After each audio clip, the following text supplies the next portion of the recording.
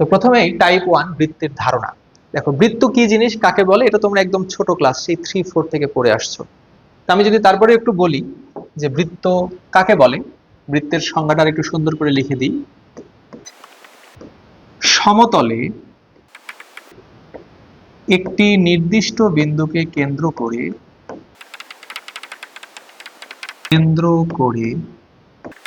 সর্বদা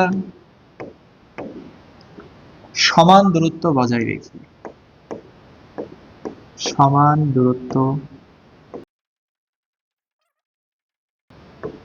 কোন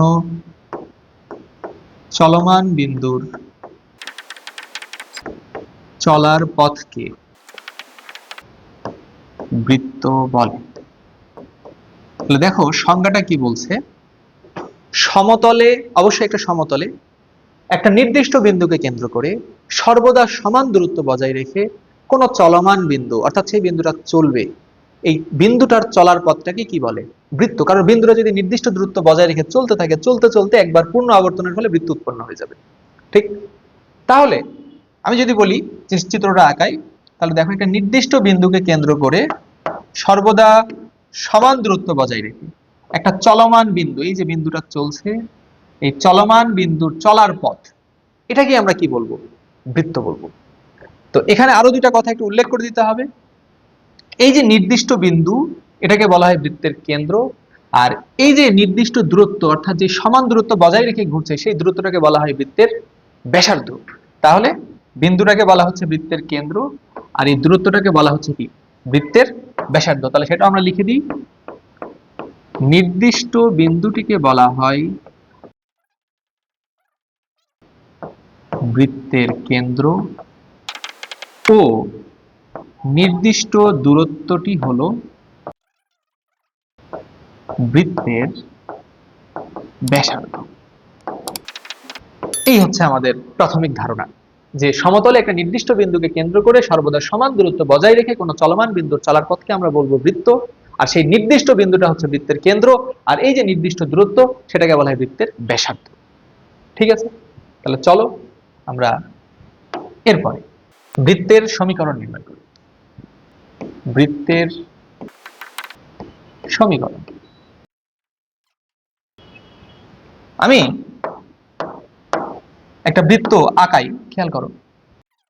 এখন এই বৃত্তের কেন্দ্রটার স্থানাঙ্ক আমি ধরে নিলাম 0 0। কেন্দ্রের স্থানাঙ্ক কত ধরলাম, 0 0, এটার নাম দিলাম ও। আর বৃত্তের ব্যাসার্ধের মানটা মনে করো আমার প্রশ্নে দেওয়া আছে আর। এখন আমি বৃত্তের সমীকরণ নির্ণয় করবো। তাহলে আমার তথ্য কি কি দেওয়া আছে, কেন্দ্র 0 0, ব্যাসার্ধ কত, আর। এখন তোমরা আমাকে বলো, আমরা সরল রেখা চ্যাপ্টারে যখন সঞ্চার পথের সমীকরণ পড়েছিলাম, আমি তোমাদেরকে বলেছিলাম যে সঞ্চার পথের সমীকরণের নির্ণয়ের জন্য অবশ্যই সে চলমান বিন্দুর উপরে একটা বিন্দু পি অফ এক্স ওয়াই ধরে নিতে হয়। তাহলে আমরা এই চলমান বিন্দুটাকে একটা নাম দিব, সেটা হচ্ছে পি অফ এক্স ওয়াই। এটা যে কোনো জায়গায় হতে পারে, পি বিন্দুটা এখানে হতে পারে, এখানে হতে পারে, এখানে হতে পারে, এখানে হতে পারে, অর্থাৎ এই বৃত্তের পরিধির উপরস্থ যে কোনো বিন্দু হতে পারে। তাহলে এখন খেয়াল করো, আমি এখান থেকে একটা শর্ত পাচ্ছি। এই যে দেখো শর্তটা কি, এই ও থেকে পি বিন্দুর দূরত্ব কত, ব্যাসার্ধের সমান। তাহলে ওপির মান কত, আর। তাহলে আমরা কি বলতে পারবো না, শর্ত মতে ওপি ইকুয়াল টু কত, আর। এখন বলো ওপি, দুইটা বিন্দুর স্থানাঙ্ক দেওয়া আছে 0 0 xy, দুইটা বিন্দুর স্থানাঙ্ক দেওয়া থাকলে দূরত্ব নির্ণয় করতে পারবো না, √x1 - x2 whole square plus y1 - y2 whole square. তো আমরা সেই সূত্রটা ইউজ করব। তাহলে কি হবে, √x1 - x2, x1 এর মান x, আর এটা কত 0, তাহলে x - 0 whole square plus y - 0 whole square equal to কত হবে, আর। উভয় পাশে বর্গ করে দিলে কি দাঁড়াবে, x square plus y square equal to r square. এই যে সমীকরণটা পেলাম, এটাই হচ্ছে একটা বৃত্ত, এটাই কি বৃত্ত। তাহলে এই যে সমীকরণটা পেলাম, এটাই হচ্ছে বৃত্ত। তাহলে আমি বলতে পারি এই যে ইহা হলো বৃত্তের সমীকরণ। তাহলে আমরা যদি কোথাও এই সমীকরণটা দেখি, যে x square plus y square equal to r square, এই আকারের সমীকরণ, তাহলে আমরা বলবো যে সেটা কিসের সমীকরণ? বৃত্তের সমীকরণ। এখন যদি আমি প্রশ্ন করি যে এই বৃত্তের কেন্দ্র আর ব্যাসার্ধের মান একটু বলো, তাহলে এই বৃত্তটির কেন্দ্র কত হবে? দেখো আমরা কেন্দ্র কত ধরে নিয়েছিলাম, 0 0, এটা ধরে নিয়ে এই সমীকরণ পেয়েছি। তাহলে এই সমীকরণ দেখলে আমরা বলে দিব এই বৃত্তটার কেন্দ্র কত হবে, 0 0, এবং ব্যাসার্ধ হবে কত, আর। তাহলে কোথাও এরকম সমীকরণ দেখলে আমরা বুঝবো সেটা একটা বৃত্তের সমীকরণ, সেই বৃত্তের কেন্দ্র 0 0, ব্যাসার্ধ কত হবে, আর। এখন চলো আমরা বৃত্তের কেন্দ্রটাকে ধরে নিয়েছি 0 0। এখন প্রশ্ন তো আর 0 0 নাও থাকতে পারে, অন্য কিছু থাকতে পারে, 5 4 3 2 -2 3, এগুলো তো বৃত্তের কেন্দ্র হতে পারে। তাহলে বৃত্তের কেন্দ্র 0 0 না হয় অন্য কিছু হলে তখন আমরা কিভাবে সেই ম্যাথটা করব বা সমীকরণটা নির্ণয় করব সেটা একটু দেখি। তাহলে বৃত্তের কেন্দ্র 0 0 না হলে, তাহলে খেয়াল করো আমি বৃত্তের কেন্দ্র 0 0 না, তাহলে আমি ধরে নিই যে বৃত্তের কেন্দ্রটা h, k, এবং ব্যাসার্ধটাকে আমি ধরে নিলাম, আমি আর। তাহলে আমি যদি এখন বৃত্তটাকে আঁকাই, বৃত্তের কেন্দ্র এর স্থানাঙ্ক কত, h, k।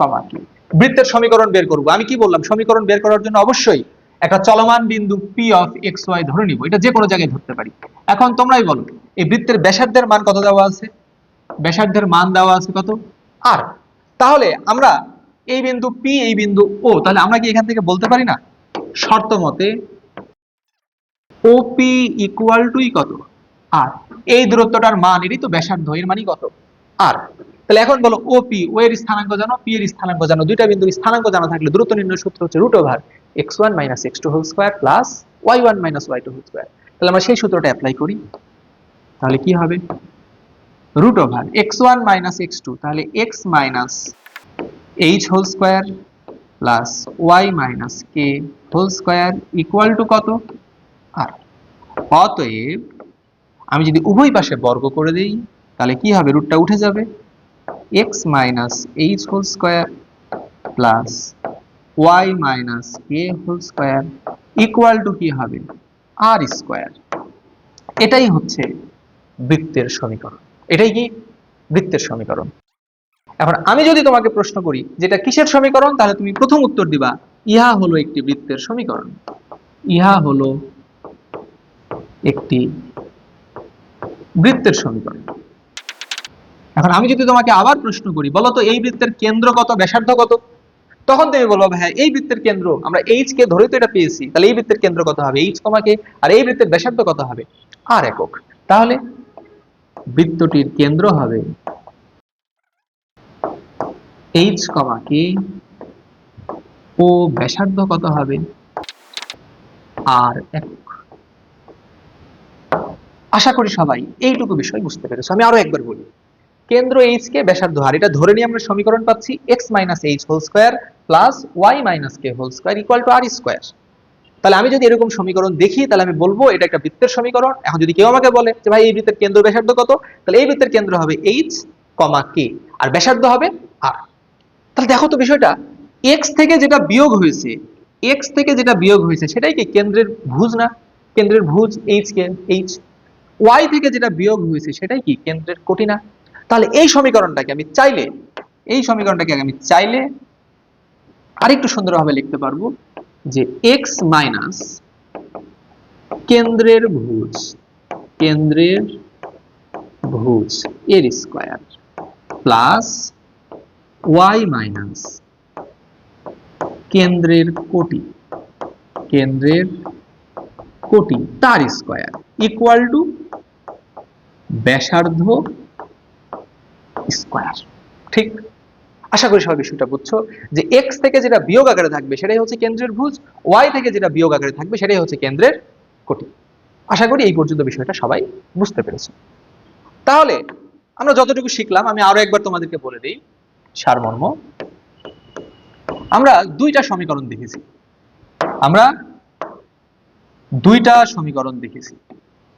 কি কি সমীকরণ দেখেছি, এক number x square plus y square equal to r square. তাহলে আমি যদি তোমাদেরকে প্রশ্ন করি এটা কিসের সমীকরণ, তোমরা প্রথম উত্তর দিবা এটা হচ্ছে ভাই একটা বৃত্তের সমীকরণ। আমি যদি বলি এই বৃত্তের কেন্দ্র কত, তোমরা বলবো ভাই এই বৃত্তের কেন্দ্র হচ্ছে 0,0 আর ব্যাসার্ধ হচ্ছে কত, আর। ঠিক, এখন আমরা দ্বিতীয়ত আরো একটা সমীকরণ দেখেছি, সেটা হচ্ছে x minus h whole square plus y minus k whole square equal to r square.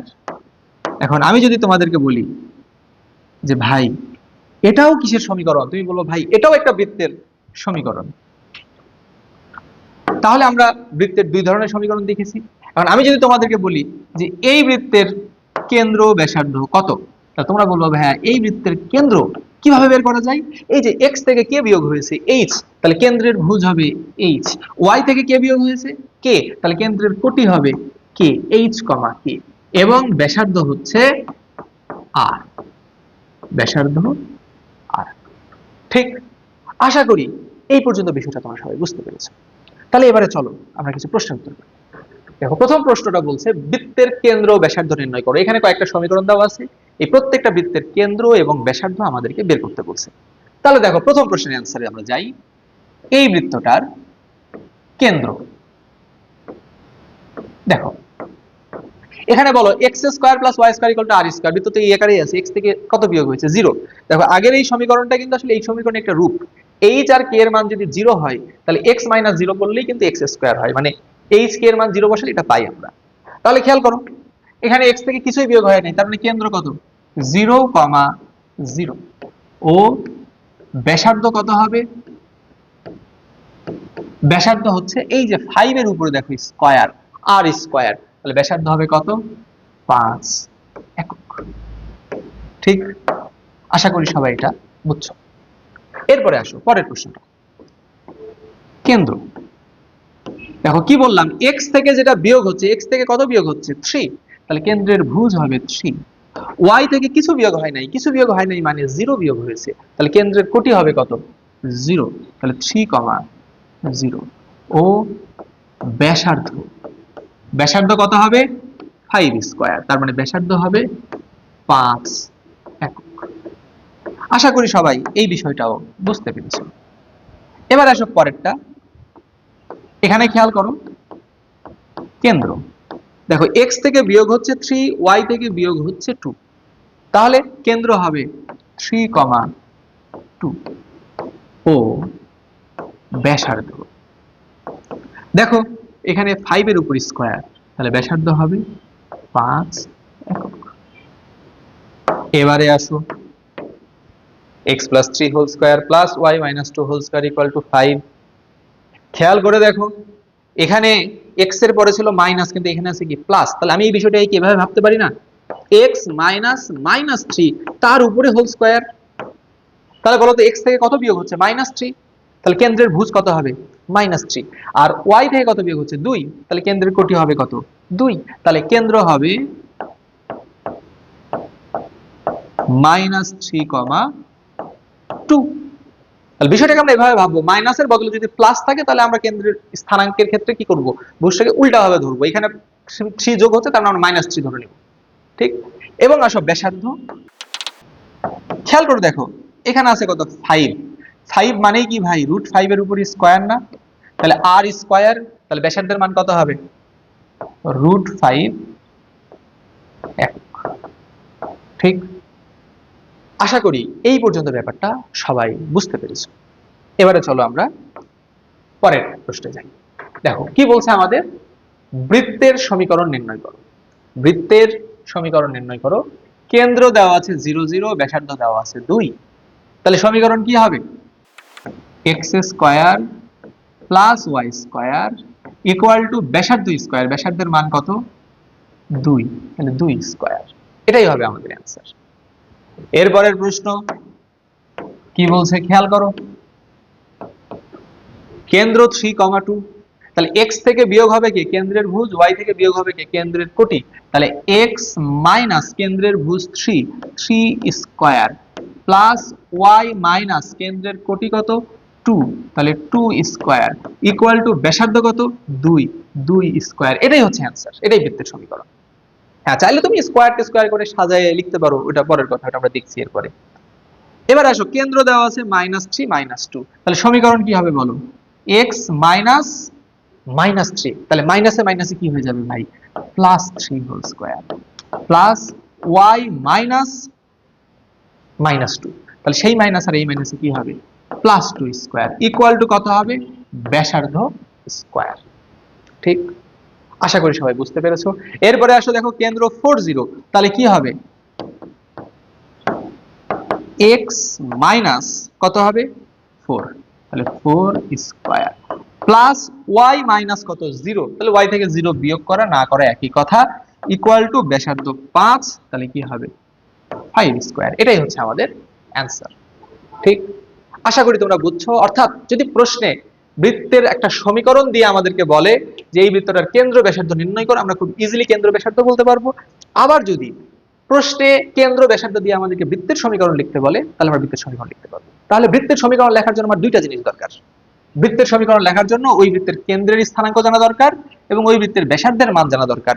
এই দুইটা জানা থাকলে আমরা ওই বৃত্তের সমীকরণটা খুব ইজিলি লিখতে পারবো।